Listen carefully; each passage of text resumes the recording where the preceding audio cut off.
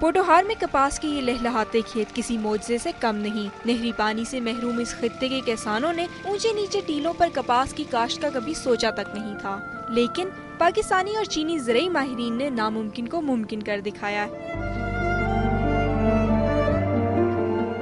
نوشہرہ سے لے کے جہلم تک جتنی یہ زمین ہے یہ ساری کپاس کے لیے۔ اس پسماندہ علاقے کو ٹھیک کرنے کے لیے ضرورت یہ ہے کہ یہاں پہ کوئی ایسی فصل لائی ہے جس کی انکم زیادہ ہو۔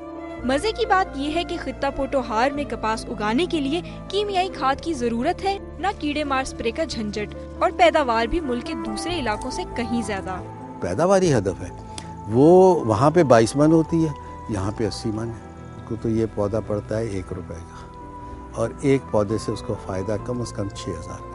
زرعی ماہرین کا ایک اور کارنامہ یہ بھی ہے کہ چاندی جیسی سفید فصل کے ساتھ ساتھ سبز اور بھورے رنگ کی نامیاتی کپاس بھی اگائی جا رہی ہے، جس کی بیرون ملک بہت مانگ ہے۔ دنیا میں جو ہے ایک ڈریس شرٹ جو ہے وہ کئی ہزار روپے کی بکتی ہے، تو جو قدرتی رنگ ہیں اس میں ہمارا لائٹ براؤن سے لے کر ڈارک براؤن تک 7-8 ہم نے شیڈ بنائے ہیں۔ چینی ماہرین پاکستان کے ساتھ زرعی تحقیق کے شعبے میں تعاون بڑھانے کے خواہش مند ہیں۔ ان کا کہنا ہے کہ پوٹوہار میں کپاس کے علاوہ گنا اور پھل بھی اگائے جا سکتے ہیں۔ ہم نے جتنا بھی یہاں پہ وزٹ کیا ہے وہ ہم سمجھتے ہیں کہ فردر ریسرچ کی اور پروڈکشن بڑھانے کی اس کی جو ضرورت ہے وہ کافی اچھے طریقے سے اس پہ ہیلپ کر سکتے ہیں پاکستان۔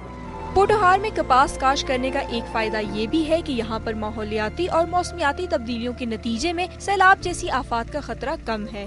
جدید طریقے سے اگائی گئی کپاس نہ صرف زراعت کے شعبے میں ایک سنگی میل کی حیثیت رکھتی ہے، بلکہ اس کی برآمد سے ملک کے لیے کثیر زر مبادلہ بھی حاصل کیا جا سکتا ہے۔